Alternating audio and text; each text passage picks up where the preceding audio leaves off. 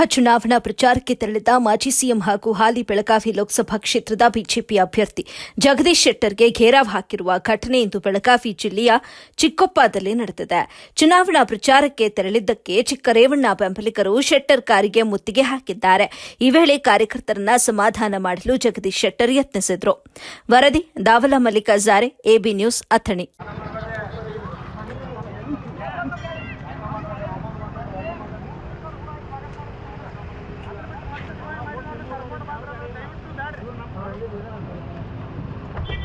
ನಾವು ಮಾಡ್ತೀವಿ ನಿಮ್ಗೆ ಒಂದು ಹೋಟ್ ಕಡಿಮೆ ಕೊಡಂಗಿಲ್ಲ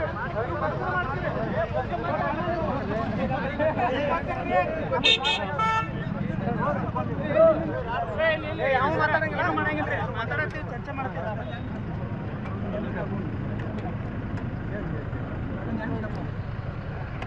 ಯಾಕೆ ಹೋಗ್ಬಿಡ್ರಿ